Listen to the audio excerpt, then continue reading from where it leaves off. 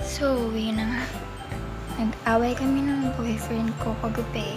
Basta dahil kasalanan ko. Siguro mga around 5 na ako nakatulog. 4 hours lang yung tulog ko. Pagluluto natin siya ng breakfast para naman makabawi tayo. Samahan niyo ko. Wala pa siya. Tulog pa siya. Tulog ang tika niya.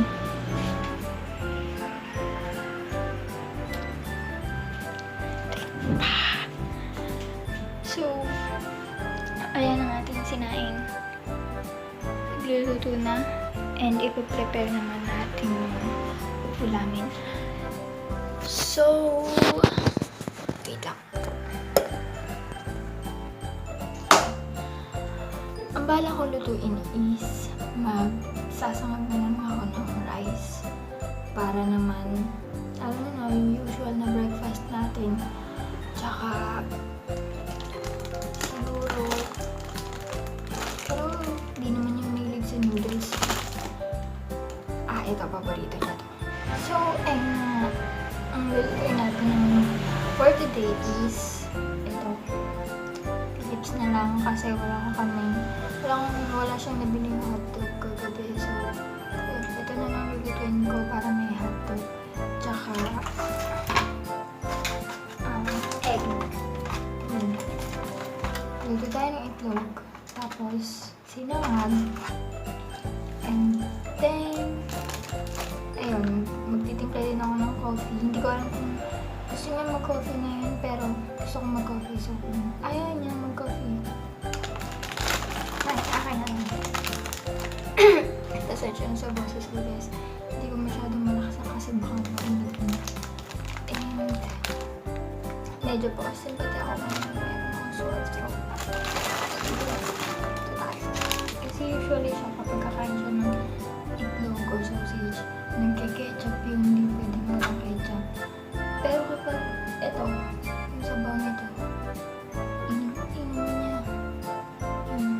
So, hindi na natin kailangan mag-ketchup. Pero ayaw ko kung mag-ketchup siya sa... Ayan na po ang ating sausage. And simulan natin lutuin yung aking sinangag. So, unahin ko yung sinangag. So, kasi mainit yung serve ko sa kanya, kaya unahin natin yung aking sinangag. Ayan. Kamatis.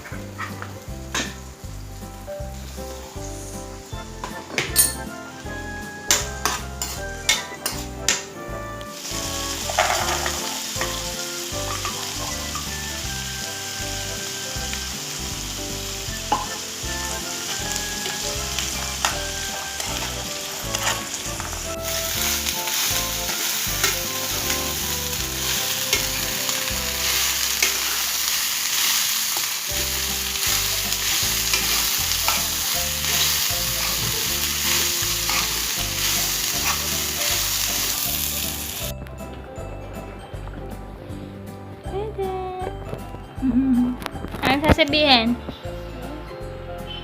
Ha? Ano sasabihin mo? Thank you. Thank you. So, timpla tayo ng kape.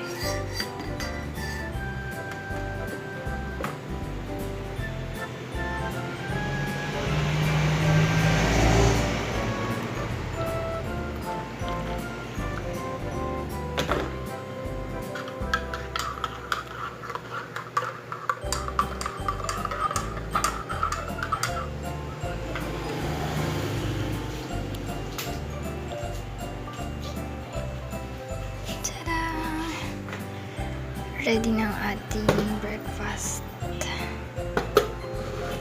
In bed.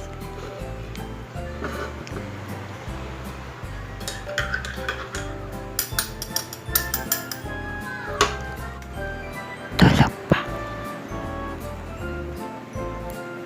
So, ayun na nga. Tulog pa siya.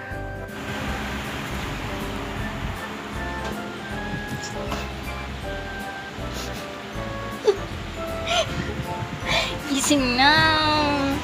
Gising na. Kain na tayo.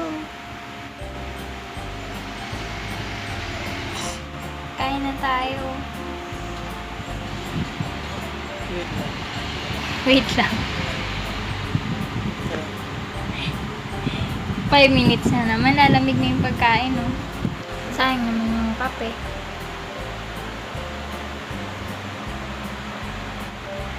Uy. Ilams na.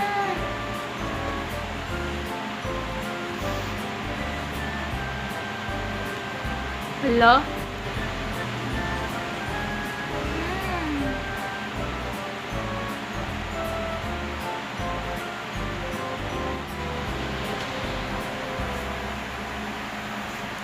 Lamos na.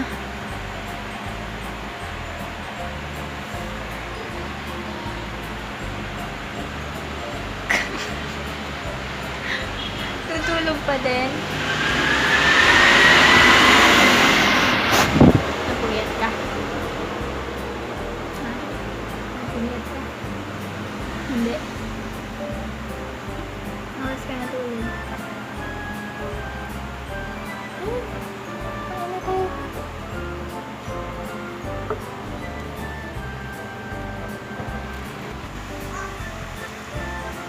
Mahal.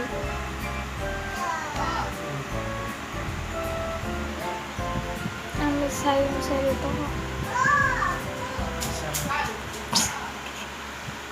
Totoo ba yan? Kaya ba hindi mo naubos?